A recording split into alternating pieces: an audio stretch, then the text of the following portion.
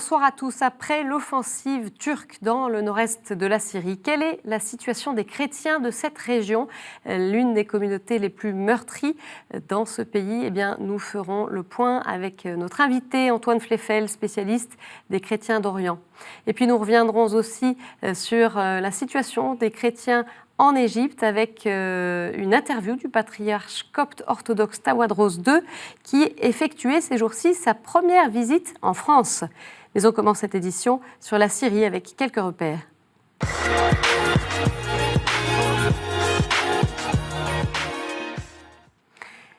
État d'Asie occidentale situé au Moyen-Orient, la Syrie est ouverte sur la Méditerranée à l'ouest. Elle est limitée au nord par la Turquie, à l'est par l'Irak, au sud par la Jordanie et au sud-ouest par le Liban. Selon des chiffres à prendre avec prudence, car impossible de les vérifier, la Syrie, qui comptait 23 millions d'habitants avant le conflit, n'en compte aujourd'hui qu'environ 18 millions. La guerre a fait des centaines de milliers de morts. Sur le plan religieux, l'islam représente environ 95% de la population, dont 77% de sunnites et 12% d'alaouites. Les chrétiens se situent, eux, autour de 6%. Cette crise est considérée comme la pire catastrophe humanitaire contemporaine, avec plus de 13 millions de personnes ayant besoin d'assistance. Plus de la moitié de la population syrienne est déplacée, dont plus de 5 millions de personnes qui ont fui et sont réfugiées dans les pays voisins ou au-delà. Premier pays d'accueil, la Turquie, avec 3,6 millions de réfugiés, suivi du Liban et de la Jordanie. Et la situation en Syrie, eh bien, elle a été à nouveau fragilisée ces jours-ci avec l'offensive menée par la Turquie le 9 octobre dans le nord-est, suivie de l'intervention de l'armée syrienne après un accord passé avec les milices kurdes. Cette crise aurait provoqué le déplacement d'au moins 160 000 civils selon l'ONU. Et la situation humanitaire et sécuritaire est très préoccupante. Dimanche, avant la prière de l'Angélus, le pape François a lancé un appel à la paix en Syrie martyrisée, notamment dans le nord-est où se trouvent aussi des familles chrétiennes. On en parle tout de suite avec notre invité.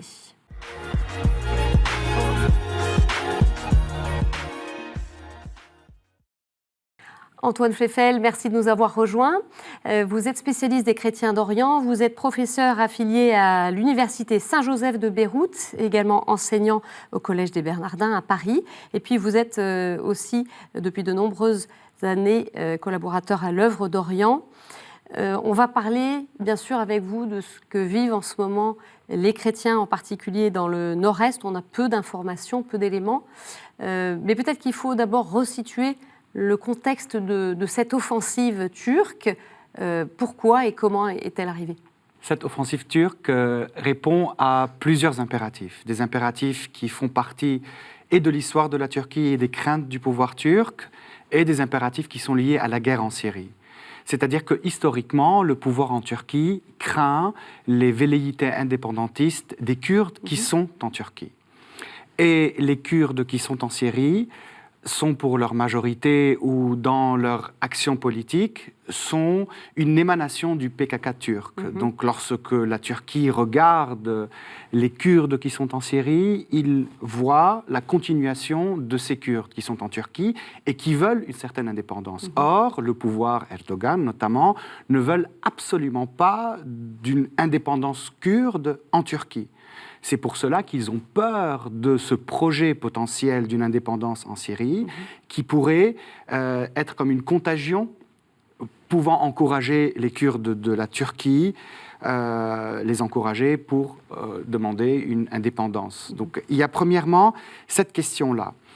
Secondement, le pouvoir turc cherche aussi à déplacer des populations syriennes, il y en a 3,6 millions, vous l'avez dit tout à l'heure, les déplacer et les installer dans des régions qu'il aura occupées dans le nord-est de la Syrie, afin d'amoindrir le poids de la crise économique qui serait liée à leur présence. Il faut dire qu'aujourd'hui, avec ce grand nombre de Syriens, il s'est développé en Turquie un sentiment anti-syrien tenant les Syriens responsables de la crise économique. Donc le pouvoir turc, en faisant cela, voudrait d'un côté rassurer en disant non, il n'y aura pas d'indépendance kurde en Turquie, et d'un autre côté voudrait essayer de résoudre le problème de ces réfugiés qui pèsent effectivement sur l'économie turque. Alors parlez-nous un peu des chrétiens justement.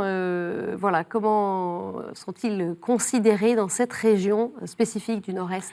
Il y aurait entre 30 000 et 40 000 chrétiens. Il faut distinguer les chrétiens qui sont de ce côté est de la Syrie du christianisme ou des chrétiens qui sont du côté ouest. Principalement du côté ouest, nous trouvons des Grecs orthodoxes, mais des Grecs catholiques, tous deux engagés dans les causes de l'arabité. Ce sont des églises qui sont établies sur place depuis longtemps. Or, les chrétiens qui sont dans l'Est syrien sont des chrétiens principalement assyro-chaldéens ou syriaques, mais aussi arméniens, qui sont pour une grande partie les descendants des rescapés des génocides perpétrés par les jeunes Turcs, par l'Empire ottoman. Lors de la Première Guerre mondiale. Ils ont toujours le souvenir de ce qui s'était passé. Et alors que les chrétiens de l'Ouest sont des chrétiens qui sont quelque part convaincus par l'arabité, c'est-à-dire une assise culturelle arabe, une inscription dans les causes arabes, les chrétiens de l'Est syrien sont moins convaincus de cela, d'autant plus que parmi leurs partis politiques, il y a des tendances indépendantistes, il y a une volonté de créer une certaine indépendance chrétienne, ou sinon une certaine indépendance qui profiterait d'une autre autonomie dont pourraient profiter les Kurdes dans le cadre de la Syrie. Mais nous voyons bien qu'avec l'évolution des choses, cela paraît très complexe. Il faut rajouter à cela que le positionnement de ces chrétiens de l'Est de la Syrie varie. Il ne faut pas croire que tous ont le même point de vue sur ce qui se passe. Il y en a qui sont en même temps pro-régime et pro-kurde, il y en a qui sont pro-régime anti-kurde, pro-kurde anti-régime, ou sinon neutres. C'est-à-dire qu'il y a une diversité qui existe dans cette communauté, ce qui n'est pas facile pour eux, déjà parce qu'ils sont fort peu nombreux. Mais la chose est certaine aujourd'hui, c'est que quel que soit leur positionnement vis-à-vis du gouvernement syrien ou des Kurdes, ils ont tous une animosité vis-à-vis du Turc, parce qu'ils n'ont pas oublié que s'ils sont, pour leur majorité, là où ils sont, c'est parce qu'il y a un siècle, le Turc les avait massacrés et ils avaient dû fuir. Alors comment est-ce qu'ils sont perçus par les Kurdes ? Comment est-ce qu'ils sont considérés, comme vous le disiez, minorité dans cet espace-là ? Comme des alliés sans aucun doute, mais comme des alliés qui sont instrumentalisés, parce qu'il est bien de montrer au monde à qui on demande une aide, de montrer qu'on est ouvert, qu'on accepte les minorités, alors que dans d'autres contextes, ces minorités ne sont pas respectées. Donc ils sont considérés en tant que tels, sauf qu'ils subissent des vexations depuis quelque temps. Comme quoi, par exemple ? Par exemple, il y a un processus de kurdification. On essaye d'imposer à ces communautés chrétiennes une certaine culture kurde, une culture qui mettrait de côté et leur héritage propre, par exemple dans les manuels scolaires, qui, pour ces communautés chrétiennes, sont les manuels de l'État syrien. Il y a eu des changements, on a imposé des manuels kurdes. On est même allé dans certains manuels jusqu'à dire que certaines figures bibliques sont d'origine kurde, imposer la langue kurde, et c'est quelque chose qui est très sensible pour ces communautés chrétiennes, parce qu'elles tiennent à leur héritage, comme je l'ai dit, à l'encontre des chrétiens de l'Ouest. Ce sont des chrétiens qui ont des distances avec l'arabité, donc ces chrétiens tiennent à leur identité assyrienne, chaldéenne, syriaque. Bon, arménienne, les Arméniens, c'est un cas à part parce qu'ils y tiennent partout. Et en tenant à cette identité, alors qu'avant on leur disait « vous devez adopter la culture arabe ou l'arabité » et qu'ils étaient quelque peu réticents en disant « nous avons notre propre héritage », aujourd'hui on est en train de leur dire « il faut que vous adoptez encore une autre culture », alors que le souhait de bon nombre parmi eux, c'est de pouvoir vivre leur propre culture et de mettre à l'honneur leur propre héritage, qui est syriaque, chaldéen ou arménien. Et donc cela crée beaucoup de tensions, beaucoup d'associations et de personnes ont protesté ces derniers mois, dont l'œuvre d'Orient, en disant « dans les régions kurdes, il faut respecter l'identité propre des communautés chrétiennes ».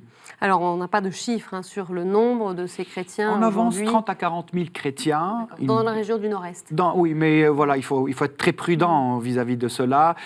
Qamishli, par exemple, qui est une ville fondée par les chrétiens rescapés du génocide, compte encore le tiers des chrétiens qu'il y avait avant l'éclatement des événements en Syrie en 2011. Il y a eu de grands départs et cela peut se comprendre. Et la présence de l'Église, est-ce qu'elle est active, elle est au service de ces communautés? Les églises orientales, et je parle des hiérarchies ou des paroisses et des diocèses, ont cette responsabilité historique de devoir pallier l'absence de l'État ou l'instabilité. C'est une constante dans la vie des communautés chrétiennes en Orient depuis l'arrivée de l'islam. Lorsqu'ils vivent dans des situations de persécution, lorsque les États où ils sont ne sont plus en mesure de respecter leur vie ou de leur offrir une protection, ce sont les responsables religieux qui, en dernier recours, essaient d'organiser les choses. Mais il faut dire que les diocèses, ce ne sont pas des États, ce ne sont pas des organisations internationales, donc il faut avec les moyens du bord, et ils font aussi ce qu'ils peuvent grâce aux aides qu'ils peuvent obtenir de l'Occident ou de n'importe quelle autre organisation internationale. Mais leur marge de travail ou leur marge d'action reste très limitée. Comment pourrait évoluer cette situation pour les chrétiens au vu de ce qui se passe en ce moment? Est-ce que ça va les contraindre à bouger? Est-ce qu'ils sont quand même relativement protégés maintenant que l'armée syrienne intervient? Alors, je crois que ces chrétiens seront protégés dans les régions où l'armée syrienne est présente et où elle sera présente, parce qu'il y a de grands mouvements de troupes actuellement, à la suite de l'accord qui a été fait entre les Kurdes et le gouvernement syrien. Je crois qu'ils feront avec, tout en sachant qu'il y a des milices chrétiennes en Syrie. On en recense 9. Il y en a du côté gouvernemental, il y en a d'autres du côté des régions kurdes. Et je crois que ces milices feront comme les Kurdes feront, c'est-à-dire que si les Kurdes choisissent de collaborer avec le gouvernement syrien, tel qu'on le voit dans plusieurs endroits, je crois que ces milices chrétiennes et les chrétiens d'une manière générale collaboreront et seront là pour calmer les choses. Mais disons que nombre de chrétiens aujourd'hui subissent aussi les conséquences de l'agression turque en Syrie. Alors il y a une crainte des Occidentaux que du fait de cette instabilité-là et de ce contexte de confusion, il y ait pas mal de combattants, d'anciens combattants de Daesh qui disparaissent dans la nature, puisque des lieux où ils se trouveraient emprisonnés ne seraient plus sous surveillance kurde. Quelle est la réalité de cette menace? Elle est très sérieuse parce que dans le cadre du chaos qui se passe actuellement, on peut très facilement envisager des fuites. Et il y en a déjà. J'ai lu hier et avant-hier des articles de journaux qui parlent de combattants de l'État islamique qui ont pris la fuite.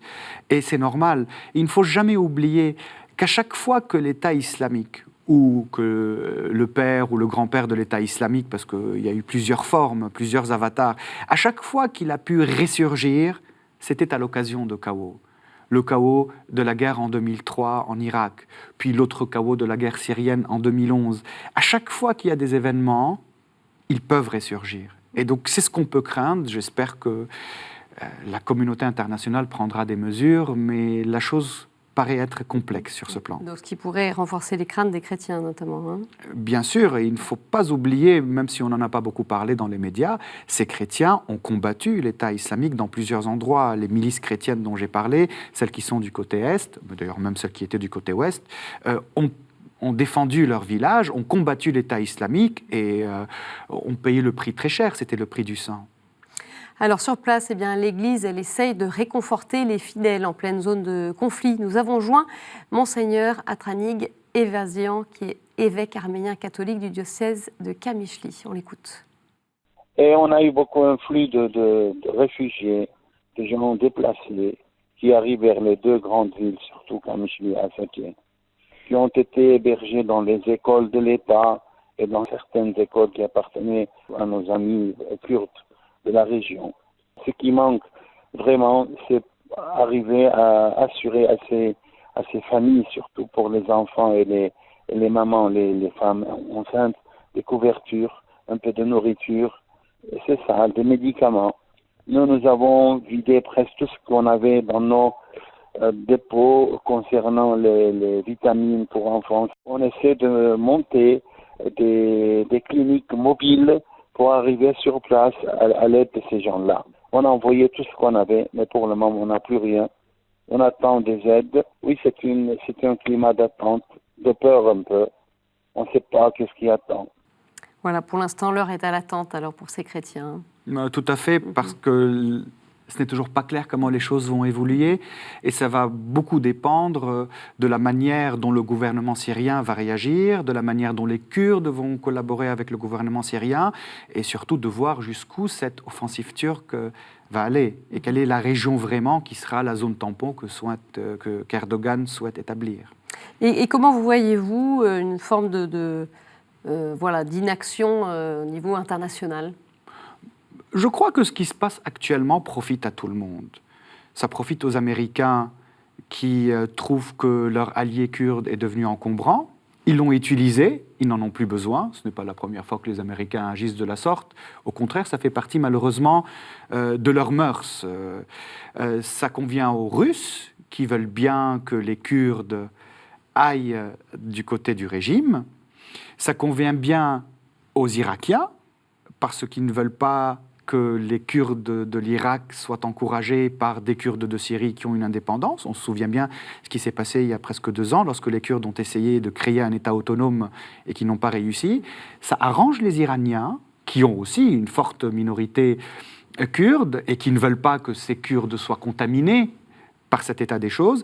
Ça arrange le gouvernement syrien, qui veut bien reprendre possession de ces territoires. En fin de compte, je crois que ça arrange tout le monde, et ça arrange les Turcs eux-mêmes, qui ont occupé une zone et qui vont pouvoir peut-être agir comme bon leur semble, déjà à l'intérieur pour rassurer l'électorat d'Erdogan, pour les raisons que j'ai évoquées au début, et pour peut-être déplacer des populations. Donc cette tournure internationale, bizarrement, convient à tout le monde. Mais quand je dis à tout le monde, je parle des acteurs sur place. Après, bien sûr, les autres États protestent et ne sont pas d'accord. Et le positionnement de la France, on l'a bien écouté, et c'est ce qu'il fallait faire, et le positionnement de l'Allemagne aussi, parce que ce que la Turquie est en train de faire est contraire au droit international et contraire à la souveraineté de la Syrie, quoi qu'on en pense. Alors, on va parler aussi des chrétiens dans le reste du pays. À Damas, la capitale, nous avons rencontré sœur Jihan Al-Wada Allah, qui est responsable de l'école Al-Riaa, la plus grande école chrétienne de Damas, détruite par les combats depuis 2012. Avant la guerre, elle comptait 2500 élèves. Après le début du conflit, 1300 élèves sont partis en un mois. Malgré la guerre, l'école a continué. Les risques existaient toujours, parce que nous étions sous les bombes. Mais on a dit la vie va continuer. On ne va pas rester, parce que rester à la maison, attendre quoi? Attendre la mort? Et puis, la guerre est restée pendant 7 ans. Donc, 7 ans perdus de l'âge. Donc, non, l'école, c'est le lieu favorable pour dire que la vie existe. Donc, premièrement, au niveau enseignement, l'enseignement a continué. Ils n'ont pas perdu des années de leur vie. Et à tous les niveaux, ça leur fait sortir de la maison, ça leur fait, on vient, on fait des activités. Il y a les relations entre eux. Donc, ils se rencontrent entre amis, ils peuvent se dire leur peur. On a discuté beaucoup de thèmes, comme quoi, pourquoi Dieu n'arrête pas la guerre. Donc, ils avaient ces questions, il fallait bien les faire sortir. Voilà l'écho d'une sœur à Damas. L'école, on le perçoit bien finalement, c'est un peu ça le pilier et l'un des enjeux pour l'avenir de la Syrie. Le témoignage de cette sœur est très édifiant parce qu'il dit beaucoup de la manière dont les chrétiens se positionnent. Malgré toutes les difficultés, malgré parfois un horizon qui paraît très sombre, ils essayent toujours d'espérer, et d'ailleurs c'est normal qu'ils espèrent, parce qu'ils croient en celui qui les invite à l'espérance. Les communautés chrétiennes ont souvent fait ça, ont presque toujours fait ça. On ne se rend jamais face au mal, sauf bien sûr lorsque les bombes arrivent dans les maisons, après on ne peut plus rien faire, mais on essaie de créer une activité, et l'école est effectivement le lieu par excellence, parce que c'est là où l'on transmet le savoir, c'est là où on réfléchit, et c'est là où on peut au moins s'épanouir, alors qu'on ne peut pas physiquement aller plus loin. Donc c'est un positionnement que les chrétiens ont eu depuis tout le temps, depuis de longs siècles de persécution. Ils ont essayé de préserver ce lieu où on transmet le savoir. Maintenant, ce sont des écoles. Jadis, dans nos villages, c'était en dessous des chaînes, c'était dans les églises, dans les paroisses. Et d'ailleurs, cela rejoint le témoignage majeur que rendent les chrétiens à cet Orient, dont ils font partie, dont ils sont autochtones, c'est l'héritage de la culture, du dialogue et de la science.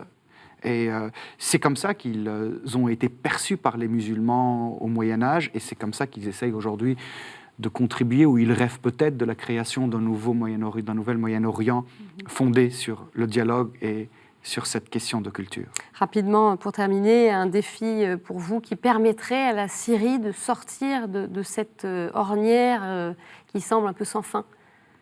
Le défi de la Syrie, c'est de pouvoir se reconstruire, mais malheureusement, avant d'en arriver là, il faut que les hostilités s'arrêtent. On n'en est pas encore là, mais il y a beaucoup de régions qui se sont stabilisées, et je crois que le défi, c'est de pouvoir vraiment créer une nouvelle culture, une culture de dialogue, de paix et de rencontre, parce que au-delà des séquelles physiques de cette guerre et de la destruction, l'être humain a été détruit en Syrie. Il y a eu une confessionnalisation de ce conflit, il y a eu une haine de celui qui est différent. Je crois que le plus grand défi aujourd'hui, c'est de créer une culture de paix, de rencontre et de l'acceptation de l'autre. Parce que c'est possible. Bien sûr que c'est possible, à condition qu'il y ait des gens qui le veulent. Et je crois qu'il y a des gens qui le veulent. Et est-ce que la communauté internationale voudrait bien aider ces gens qui le veulent à relever ce défi? C'est ce que j'espère. Merci beaucoup Antoine Fleffel. On continuera bien sûr à suivre ce qui se passe en Syrie ces prochains jours, ces prochaines semaines.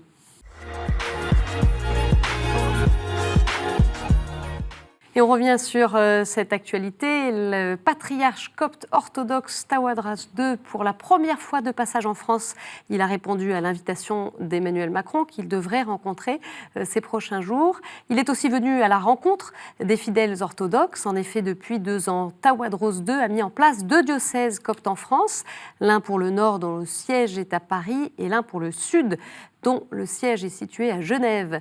En Égypte, sur environ 98 millions d'habitants, l'islam majoritairement sunnite représente autour de 90%. Les chrétiens sont 8 à 10%, dont environ 10 millions de coptes orthodoxes et 250 à 300 000 coptes catholiques. Le 23 septembre, 62 nouveaux lieux de culte chrétien ont été légalisés par le gouvernement égyptien selon une loi de 2016. Une bonne nouvelle selon le patriarche copte qui répondait aux questions de Sophie Duchela. مشكلة في الحكومة المصرية علشان تقنن أوضاع الكنائس التي بنيت بدون ترخيص أو بدون قرار من الحكومة المصرية. اللجنة دهيت أنجزت لغاية دلوقتي مش 63 كنيسة، أنجزت حوالي 1000 وشوية، والكنائس دهيت صارت مقننة ومعترف بيها وتعامل في الدولة بصورة رسمية، واعتبر طبعا ده أمر سليم وأمر محب وأمر مفرح للجميع. En Inde, 60 millions d'avortements sélectifs en 10 ans. C'est ce qu'a révélé le 11 octobre l'ONG ADF International à l'occasion de la Journée internationale de la fille. 50 000 filles sont avortées tous les mois. Le phénomène est tel que le ratio homme-femme est aujourd'hui déséquilibré dans le pays. En cause notamment l'idée selon laquelle une fille représentera un fardeau financier, tandis qu'un garçon pourra soutenir la famille. Pour lutter contre les avortements sélectifs, l'Inde interdit pourtant depuis 1994 aux médecins de révéler le sexe de l'enfant à naître, mais cette loi n'est que peu respectée dans le pays en raison de nombreuses cliniques clandestines. Selon une étude officielle de 2018, l'Inde compte environ 21 millions de filles non désirées, dont les parents auraient préféré avoir un garçon. ADF Inde a organisé cette année un concours national de photographie sur le thème « Give her life », donnez-lui la vie, pour poursuivre le travail de sensibilisation auprès de la population indienne. Nous déclarons respectueusement qu'il n'y a aucun empêchement à la reconnaissance de l'autocéphalie de l'Église de l'Ukraine, et ceci en plein accord et harmonie de la part de l'Église de Grèce avec le patriarcat œcuménique. L'autocéphalie de l'Église ukrainienne vient d'être reconnue officiellement par l'archevêque d'Athènes, Hieronymos. L'Église de Grèce est donc la première à reconnaître l'autocéphalie de l'Église orthodoxe d'Ukraine. Cela s'est passé lors de la réunion extraordinaire du Saint-Synode rassemblant les églises grecques le 12 octobre. D'autres églises locales pourraient suivre la voie, aggravant la situation de schisme entre les patriarcats de Constantinople et de Moscou. Nous continuerons à suivre ces informations. Voilà, c'est la fin de cette édition. Vous pouvez la retrouver sur notre site et nos réseaux sociaux. Passez une très belle semaine. On se retrouve mercredi prochain. Au revoir.